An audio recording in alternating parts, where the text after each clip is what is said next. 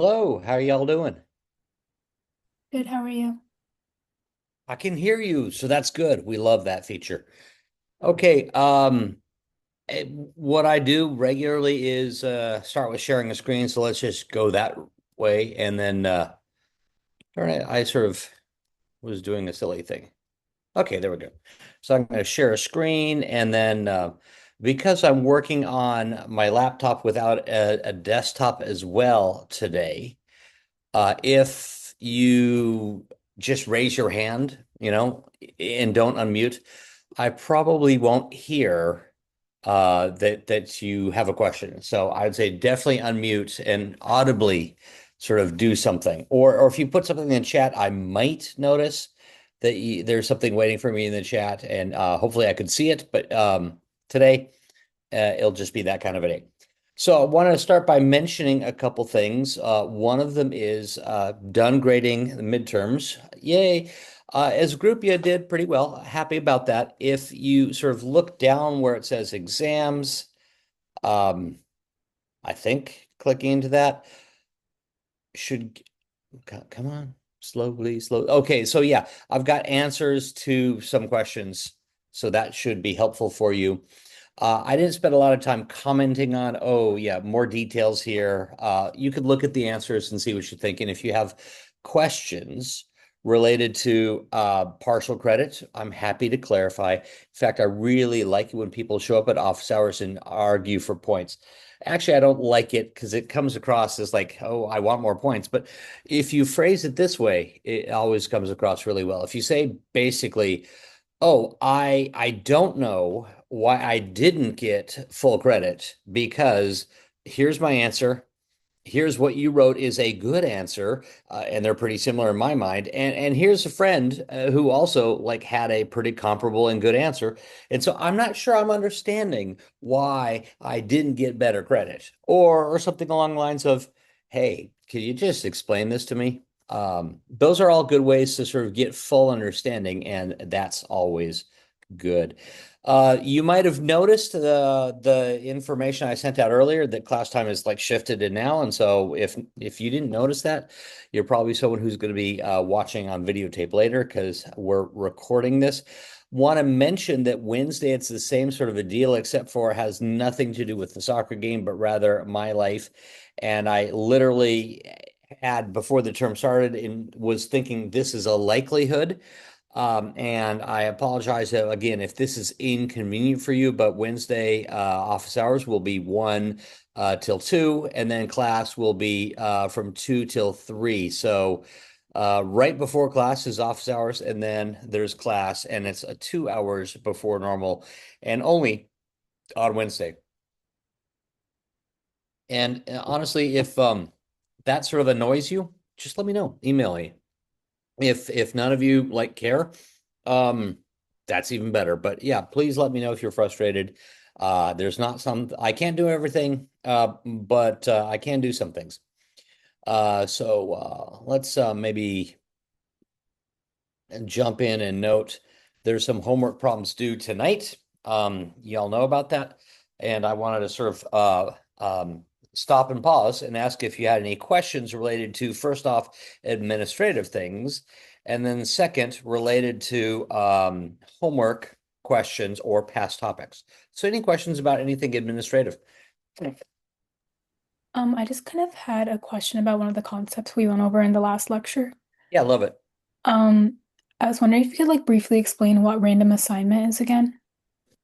Yeah, random assignment is if I'm looking at a group of individuals that I need to test, right? And I'm going to assign individuals to a treatment.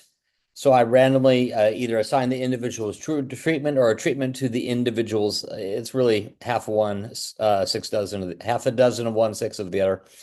Um, we really are trying to say, as a way of one, avoiding bias, yeah. And two, uh, getting the probability that we haven't yet studied and are going to start on in chapter 5, getting probability to sort of be applicable we have to invoke some sort of randomness. And so the best way in a class of this sort that we have for doing that is either the random sampling from a fixed population, or I guess random sampling from a process, or if it's more of an experiment rather than a sample from a population, you roll dice to see which individual receives which treatment. So, Megan, did I come close to answering in the form that you would like?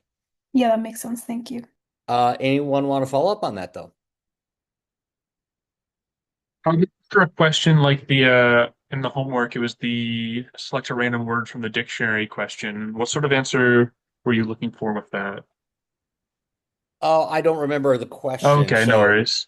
if you repeat to me the question, It or was if you tell me, I could look it up. find a random word from the dictionary with every random sample of words with every sample of words having an equal likelihood of being selected. So if we're gonna choose a word from the dictionary and links, I want to make sure I have this completely understood correctly, where every word has the exact same chance of being the sampled word. Is that what you're asking about? I think it's find a sample of words where every sample of words has an equal likelihood of any other sample, but pretty much, yeah. Okay, so it sounds as though you're talking about and what I want to do is sort of get into the wording here. So could you tell me what question it was? And I'm assuming chapter I 4. I'm trying to remember. I think it was chapter four, problem four, off the top of my head. I think it was the Okay. first one in 4 point. Yeah. Let me look at my notes maybe.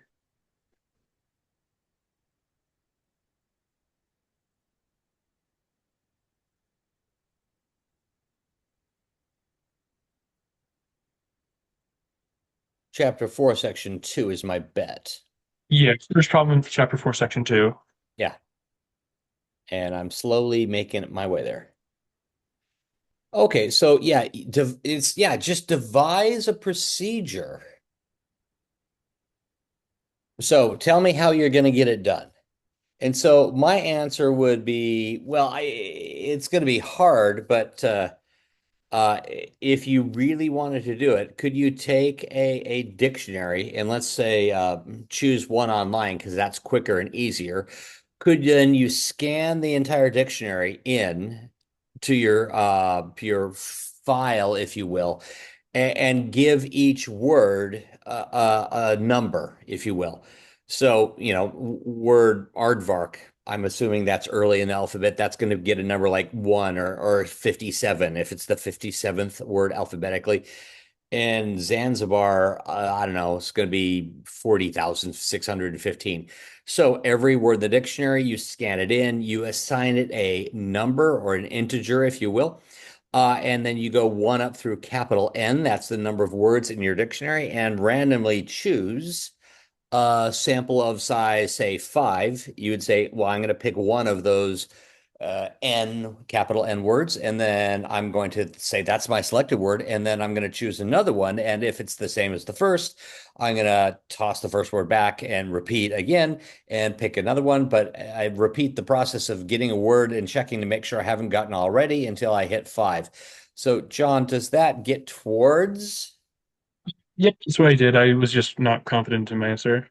Well, always be confident in yourself, John. I was wondering if there was a simpler way that I was missing. Well, here's an alternative, and let me sort of talk about question 6 here. Let me mix it up a little bit. How could I do it such that I'm gonna save time and effort? But I'm not saying I'll say maybe representative in some ways with regard to vowel versus I mean verb versus a noun versus adjective, right? How about I choose 12 pages and find the first word where the definition begins on that page number? Would that be valid? Yes. Does every word have the same chance of occurring? No. If it's a physical, actual dictionary, and I flip to page 1503, there's only one word of the 122 words on that page. that begins that page. And so that's a good method of sampling. That's like cluster sampling in a way. We're just choosing for our convenience. Okay, so there's a lot of ways of devising a sample at random, and Yeah, they all have my benefits and drawbacks. gotcha. My worry was that if you do it based on pages, then a page with a word on a page with more words would be less likely to be selected than a word on a page with less words. Very much, yeah. And I guess you could also stratify if it were important to you to get at least one word with each letter of the alphabet.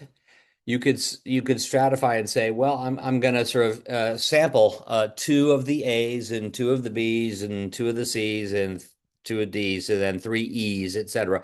You could tell me the number of occurrences, or you could even give me a weight that each letter should get. And if we already have filled up the quota of E's, for example, then you sort of say E has a chance of zero from here on out. So there are a lot of ways of involving randomness, and they're all pretty valid. They're all reasonable, and the actual method of random sampling from the population, or similarly, random assignment of treatments to individuals, in chapter 4, section 3, that will impact literally the statistical method that should be used later on to analyze data that might be obtained from that random sample or from the random assignment. Maybe another question, because why not?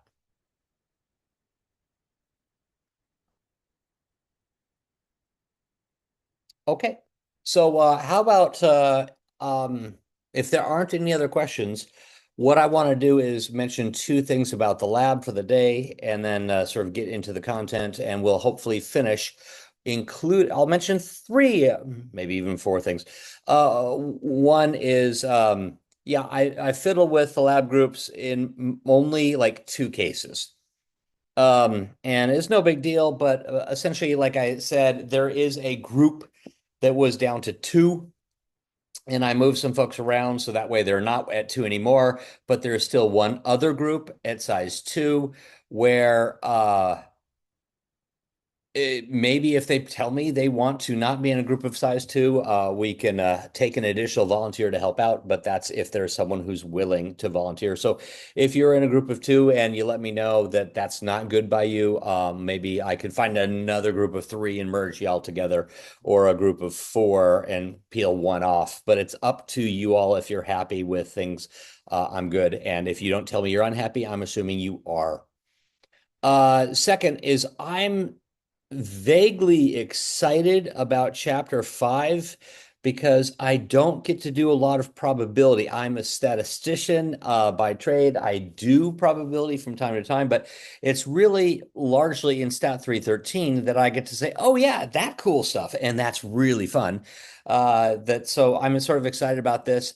And if you want to sort of know more about probability, there's a cute YouTube video, which I hope the link is still live. YouTube seems to be pretty good. Or read this little link in Wikipedia about the paradox of Chevalier de Marais, a French guy who liked to gamble, and he noted in the long run two games that were commonly played in France at the time that he was an addict of gambling. They seem to have different long run rates of winning when his logic told him they should have the same long run rate of winning. So he's betting in these two different types of games, both involve dice. And he says, but the one should be the same as the other, and but the one is more likely than the other. And so he writes some famous mathematicians, Laplace and Fermat, I think. And here's the story on YouTube about how the two of them write letters back and forth. Bernoulli might have been involved as well. Uh, they write letters back and forth, and they effectively define probability and gave us all of the content in chapter 5, sections 1, 2, and 3 that we have today. So it's sort of a fun little thing to read about or watch if you have got free time. Um, And so I hope to get through 5.1 and 2 and then 3. But if not 5.3, I know the lab walks you through content in chapter 5, section 3. Bayes' rule, if you will. And some of you have already seen Bayes' rule in a prior class. And if not, well, some of you have seen it in a different context. It's something that's sort of all throughout computer science and engineering and data science in particular. And so you might have bumped into it quite a few places and not even known that you've done it, but you've probably already seen it. I hope to today get through 5.1, 2, and 3, and then Tuesday 4, 5, and 6. And that literally sort of sets us up for the midterm pretty well, because, shoot, there's another midterm. The real reason is we're about half a class session ahead of the syllabus that I proposed, and that is great because it gives us more time to stop and breathe with the sample midterm 2 questions. But if you got questions as we go, don't hesitate to ask because that's the way to do it. So if there are no additional sort of comments or questions, I wanted to dive in and sort of define what we'll call a sample space. Okay, seeing no questions, let's go all the way around and do it again. Okay, so what I've got here is, and this will feel funny. I've got a different setup today, and so we'll just see how this goes. We have a belief that you could sample from a population. We're comfortable with that. We've talked about that already. We've even defined ways of sampling.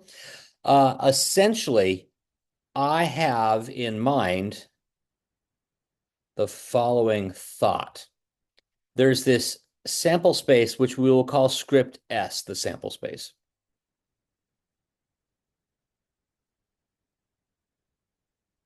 And if we're going to do something like roll a die, you're sort of saying, well, I could roll a die. Or if you're going to flip a coin, you could get different possible outcomes. The sample space contains all of the possible outcomes, every single possible thing that could occur. And so if we're talking cards shuffled in a regular deck of cards and shuffled properly in a full deck, the sample space basically is those 52 individual cards. Yeah. And in the sample space, we have these individual items. Okay. And I could call those events. So this could be event 1, event E2, E3, all the way up to, and I'm going to go with well, I don't know. For fun, I'll call E cap N.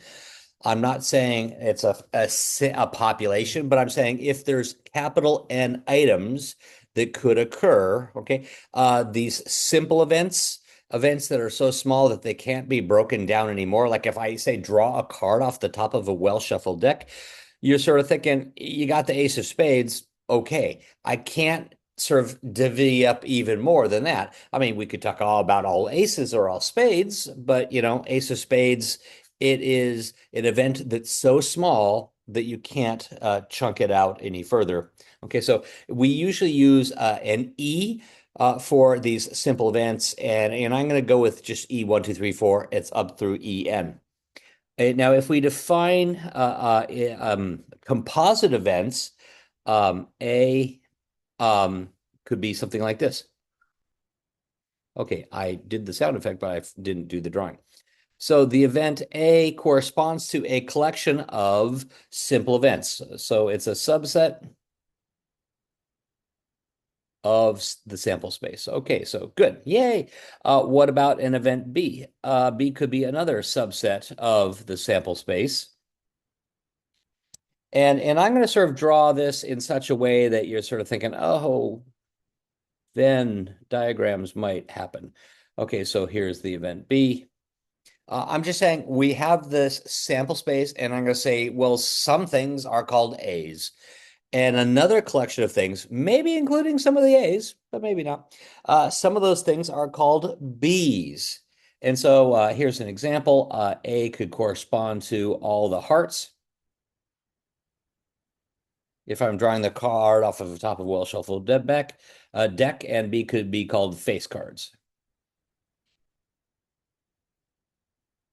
Okay, so you're thinking, okay, yeah, this is simple stuff. Okay, fine, it is. Moving on. If you want me to sort of stop and pause, please unmute and ask me to do that because otherwise, my tendency is to, when I hear nothing, I tend to move on and I tend to go pretty quickly.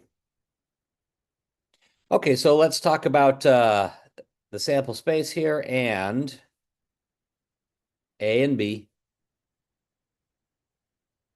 Here's A, sample space in general. Here's B.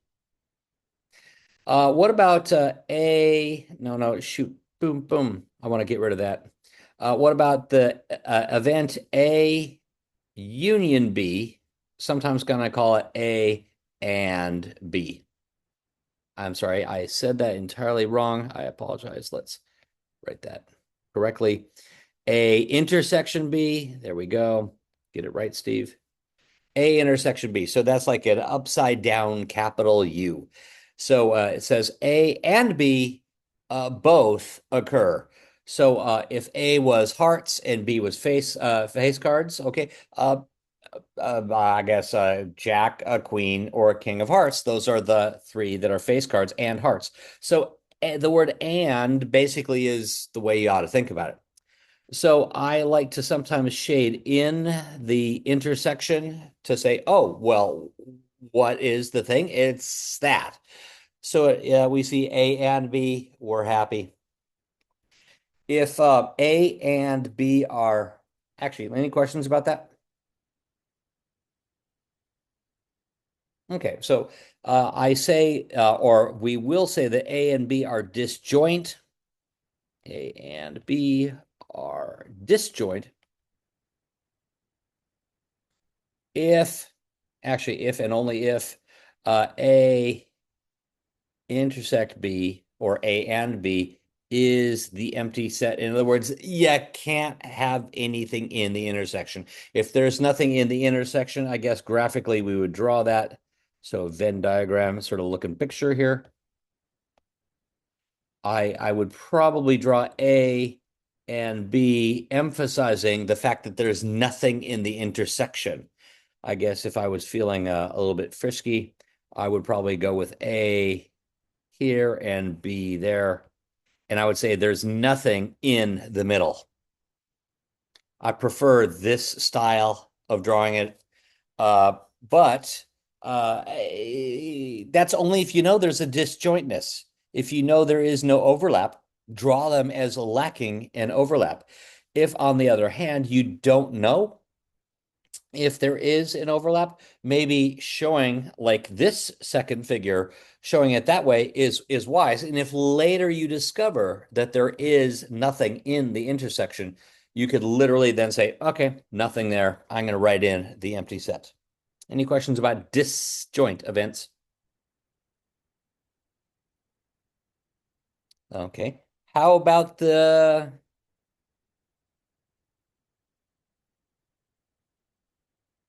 word not?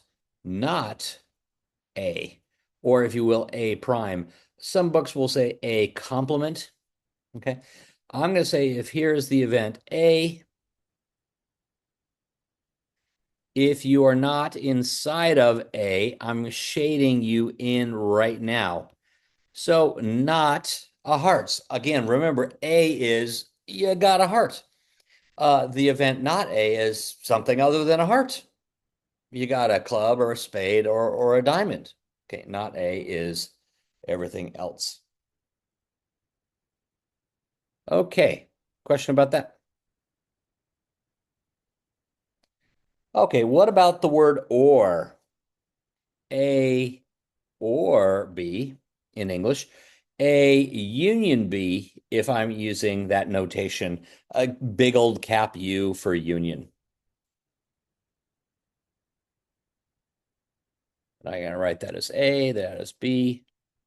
And I'm going to shade in the things that are either in A or in B or in both. And I like to say or in both but to be honest, I only like to say that initially. We're going to get pretty comfortable with saying A or B, and we don't have to say the or both. But let me sort of emphasize there's three separate cases here, and these are the things that are in A and not in B. So they are the intersection of A and B complement. So let's draw this as the diagonal backwards pinks. Okay.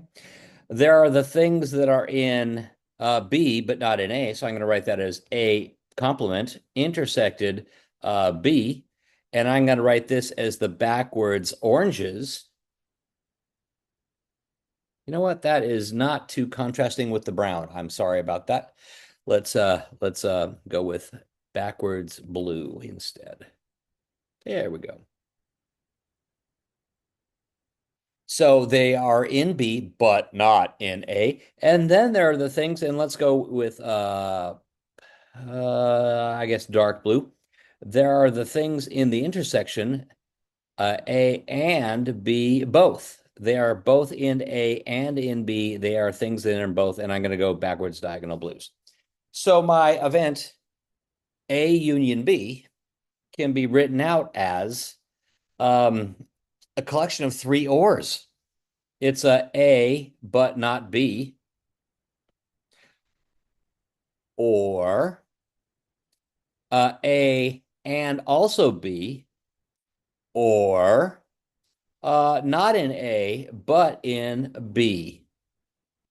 So A union B could be written out in terms of the three separate bits that it is. I think that's sort of fun. Any questions so far?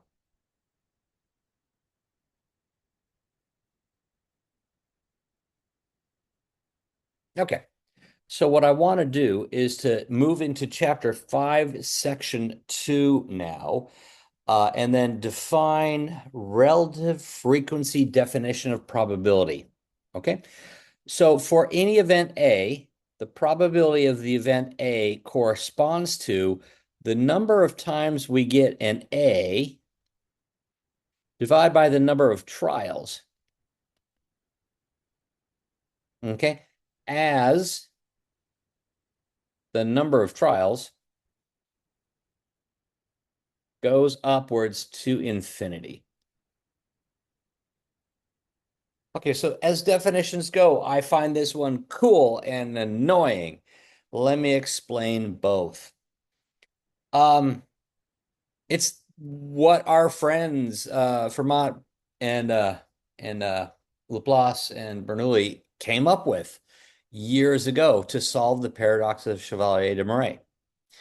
Literally the only way, okay, I just lied to you. Let me not lie.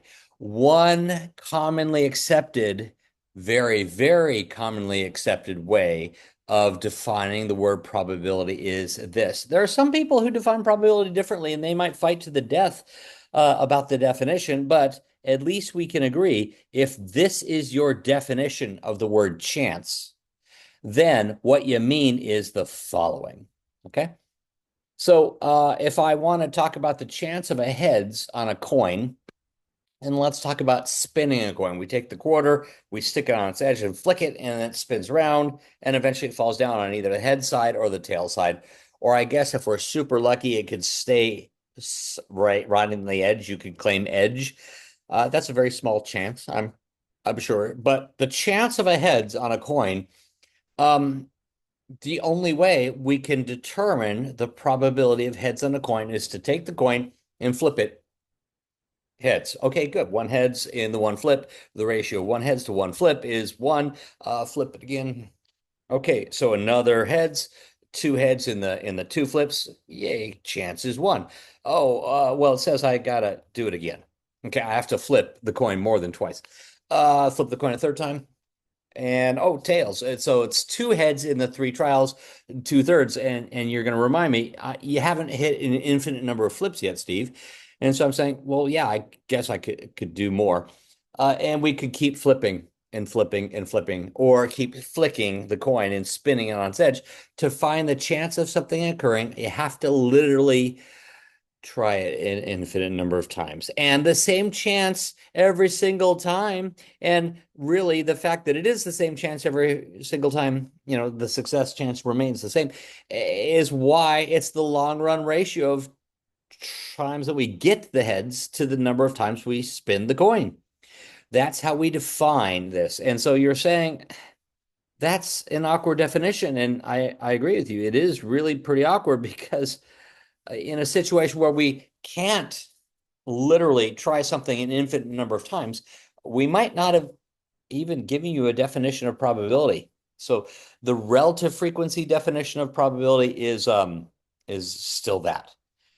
Another approach, the classical approach to defining probability, is we could define a collection of events that are equally likely, simple events, maybe like cards off the top of a well-shuffled deck. If there's a 1 in 52 chance of any given one of those outcomes, I guess I'm done. I know the chance of any of those 52 simple events if I just assume. So relative frequency definition, which we prefer, is this. The just assume it definition, that's called the classical approach to probability. There's nothing wrong with it, but it doesn't allow you to solve certain problems.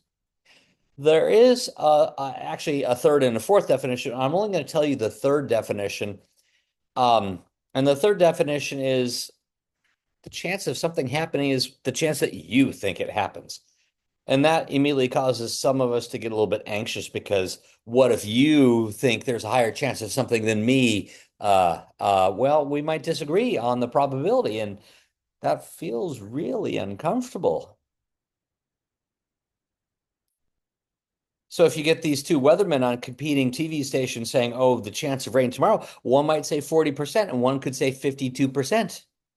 And if they're both telling you how likely they think rain is to occur, then I guess we have to take them both at face value. And that personal probability or subjective probability or that Bayesian approach to probability makes us a little nervous sometimes. So I'm going to say, at least in this class, we stick with chance defined as the long run ratio of trials, I guess successes to trials.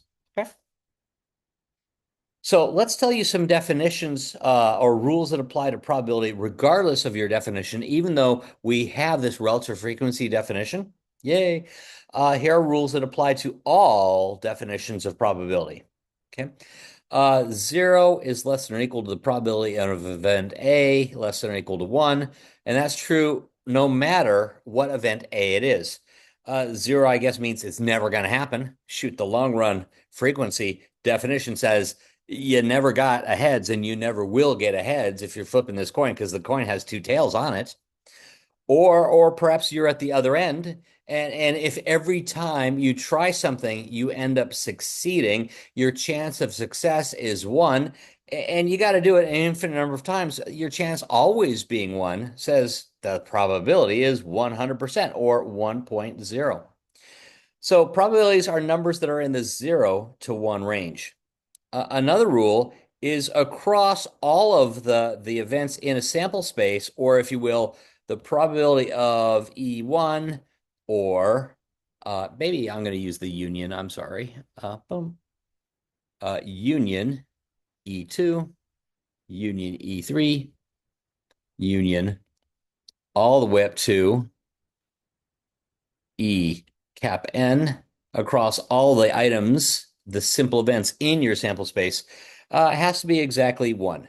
So that's sort of, yeah, something's going to happen. If you try an experiment, if you try something that's random, even if it's unlikely, there will be some outcome. You list off all of the events, that forms your sample space of possibilities. Something is going to happen. The probability of something happening will be exactly a 1. Now, what if A and B are disjoint events? So if A and B are disjoint, So in other words, okay, let's draw that A and B disjoint. So emphasizing disjoint by the picture itself. The probability of A union B occurring is the probability that A occurs plus then the probability that B occurs. So let's rephrase that. Yeah, if you tell me you can't get a 3 or a 5 at the same time when rolling a fair die, the chance of a 3 or a 5 is the chance of a 3 plus the chance of a 5. So if you have disjoint events, yeah, you just add up their separate chances. Now, I hope you're cool with that, right? So let's talk about the general rule then. What if they're not necessarily disjoint events? What if A and B are just any two events? So if A and B are not necessarily disjoint events, the probability of A or B occurring is the probability that A occurs plus the probability that B occurs minus the probability that A and B both occur. So I want to sketch that out graphically for you.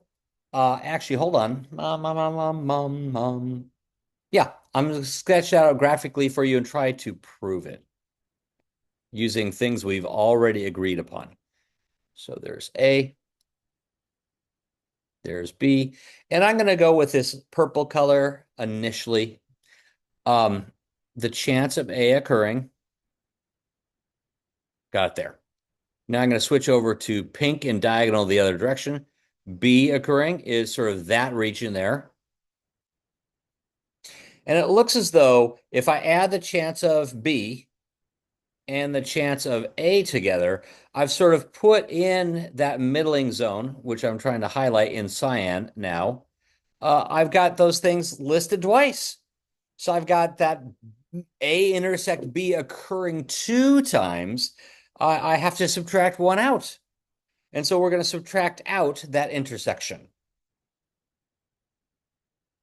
So there is the idea. I think we're happy with that, but I love doing these little tiny proofs with pictures. And so let's go ahead and do a proof of this.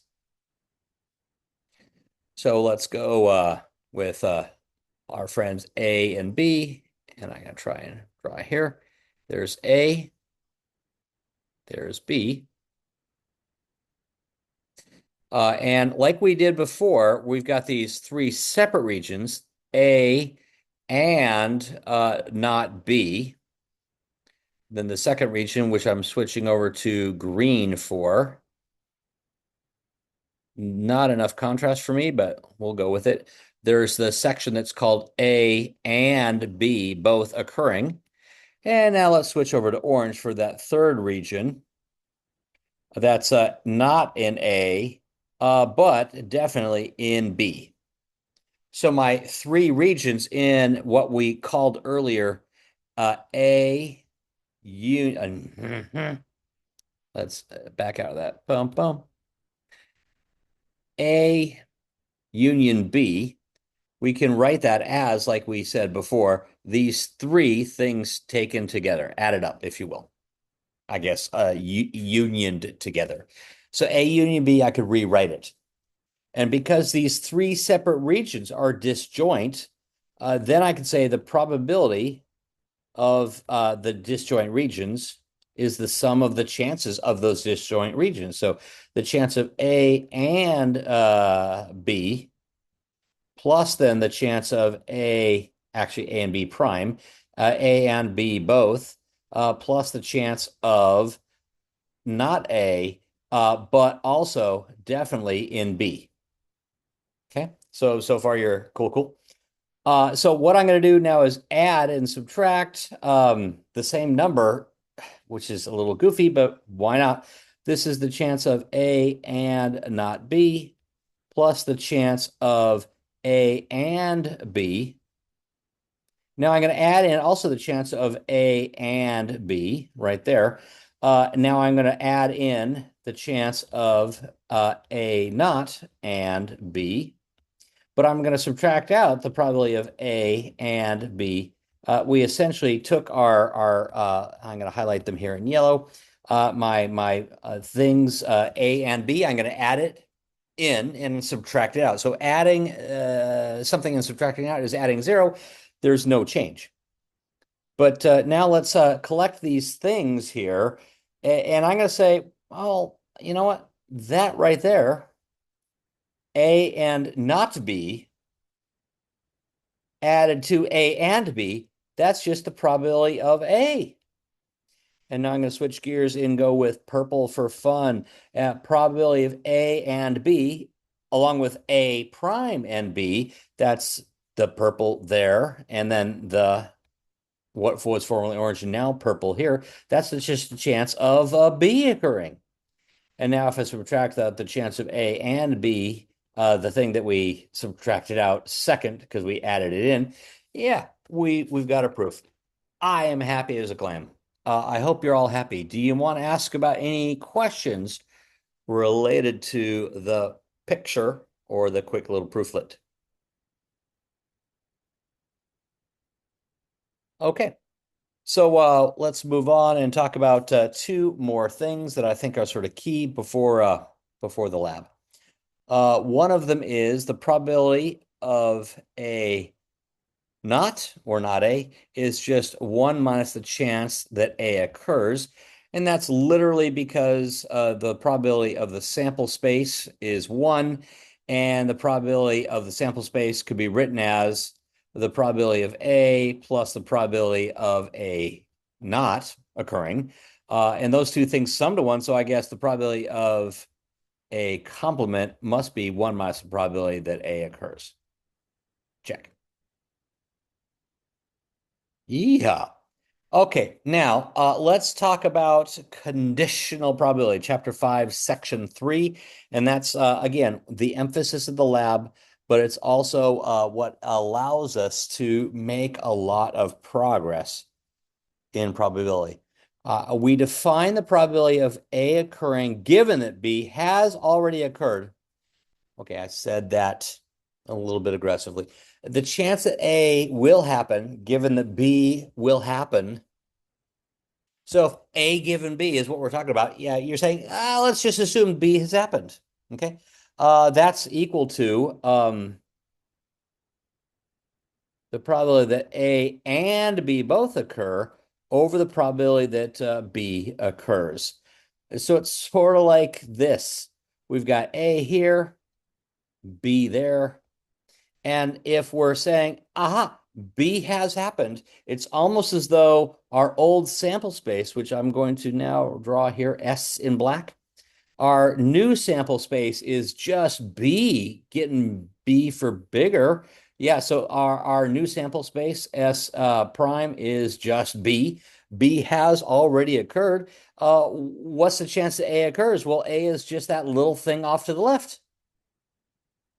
So the probability that A happens given that B has happened, basically we're thinking, yeah, we're saying B has for sure happened. Our new sample space is like, well, let's only consider things where B has happened. And how often does A happen? Well, of the times that A and B both happen, we're going to divide that through by the chance that B happens. Yeah, that is our conditional probability. So if we're able to do that, and let's talk about maybe a simple example first. Here's the simple example. If the event is I roll a die and I get a 3 or higher, the event B could correspond to the result is odd. Okay. I want to know what's the chance that I get an 3 or more, given that I got an odd outcome. So yeah, literally I could write that the probability that I get a 3 or higher, given that the result of the die roll was odd. And so that means it's the chance of, well, a 3 or higher and also odd. So that's a chance of, well, 3 or higher and also odd, 3 or higher and also odd. That's a 3 or a 5. Okay. Over the odd numbers, that's, well, probability of odd is 1 or 3 or 5. Uh, and I'm using the classical definition of probability here now for the moment. If I were rolling a die, a fair die, chance of a 3 or a 5 occurring is going to be just 2 of the 6 ways.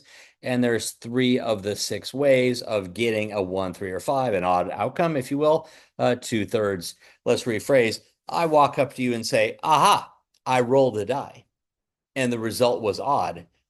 You're sort of thinking, oh, the chance of a 3 or a 5 is 2 of 3, 2/3 chance because of the odd. The odd effectively gives you some information about how likely the result is to be a 3 or more.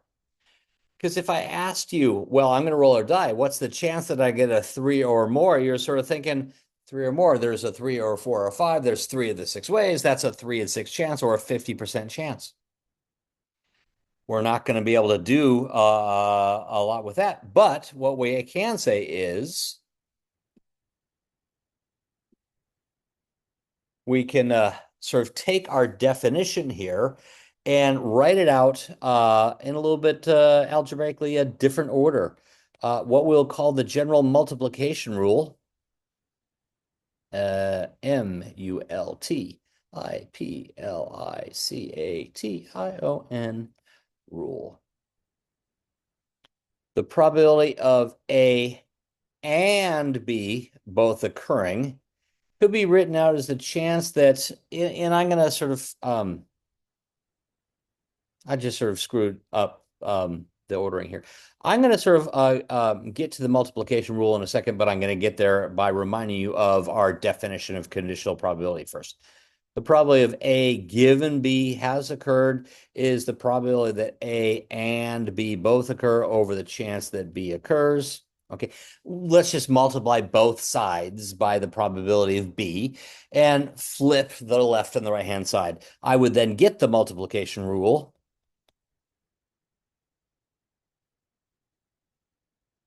Yeah, literally the probability that A and B both occur is the probability of B occurring times then the chance of A occurring given that B has. Some of you might note I could swap every A for a B and it still works. Okay, well, let's write that out there as well, just for fun. The probability A happens times the chance that B happens given that A has happened, also valid. But when we like to do problems with this, we're going to sometimes write them out with probability trees. And I'm going to sort of give you a quick problem and we'll sort of work our way partway through it at least. But this is what I call the UPS problem. And actually, I should call it the FedEx problem because a friend of mine used to drive for FedEx and they test their employees for drugs. Literally, he tells me that's why he started drinking beer instead, is because he's an old guy. They started testing the drivers for marijuana, and he's like, I don't want to deal with that. So I'm just going to sort of switch over to beer instead.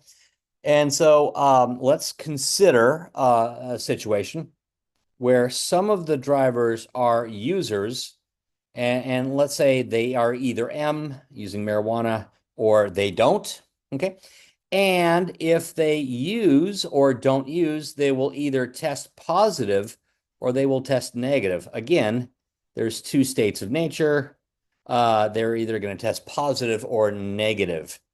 So if we presume, because Jim started driving in the late 70s, let's presume the rate of using of marijuana of people who apply to work at UPS, or I'm sorry, FedEx, where he works. Let's suppose that's 0.05. So 5% of people are saying, yeah, I use. That, I guess, implies that the probability that those who do not is 95%. And let's suppose, we're FedEx and we can't afford perfect drug tests. The chance that we spot you as positive if you are indeed a marijuana user, let's assume that that is 0.99. But there is, interestingly enough, a chance you'll test positive even if you don't use 0.01. Now, I'm putting in the numbers here for fun. These two have to sum to 1. These two don't necessarily have to sum to 1. Okay. I'm just saying the rate that you test positive correctly, if you are using 99% actual hit rate, If, on the other hand, you are not using, the chance that you're falsely positive would be 0.01. We often would encourage you to write these numbers down along the probability tree. 95% are not using, 5%, 5 do. If you do use, then you've got a 99% chance of testing positive and a 1% chance of testing negative. The same thing, I guess, if you are non-user, except for like correctly spotting you as a non-user 1% of the time. 9 is how often you're going to be spotted if you are indeed a non-user. Yeah, spotted as non-using if indeed you are not using. So my recommendation is use the multiplication rule and come up with the overall rate of marijuana not using and also test negative, marijuana using or not using, but also testing positive. The third thing could be written as the chance of marijuana actually using and, sort of not, and boom, marijuana using and testing negative incorrectly. And then finally, in the last group is marijuana using and also testing positive correctly. So across these 1, 2, 3, 4 cases, we could find then the ultimate chances. And I'm just going to walk my way through one of them because you're saying, dude, it's time to go. So let's say, let's figure out the chance that a person is both randomly chosen applicant, both uses, but also tests negative. 5 out of 100 times 1 out of 100. So that rate here would be 0.05 times then 0.01. That's 0.0005. That is the rate of occurrence. Yay. Okay, so what I want to do is take a screenshot here and say that sets you up nicely for the lab, because in the lab, we're going to ask you to use Bayes' rule and reverse the tree and answer an interesting question like the following. What if you tested positive? What's the chance you actually were using? From the point of view of FedEx, they're saying, what's the chance of any given driver that tested positive actually being someone who uses marijuana? And the obvious answer is, well, shouldn't you retest? But let's go through and do the math first before we hit to jump to the conclusion of a retest being a necessary thing. Seems to be a good place for me to stop, and so I'm going to do that, and I will hang out for a little bit. If you have any additional questions, I'm happy to answer them. Otherwise, go away, enjoy the rest of your day, and root for the U.S., blah, blah, blah. Red card and all the kerfuffle. I don't know what to think, but something will happen in about 3.5 hours or less, and we'll hopefully be happy with the outcome. We'll see you tomorrow. Yeah, see you, Professor. Yeah, bye-bye. I had a question. Oh, sure, yeah. And I'm going to stop the recording because I don't need to continue.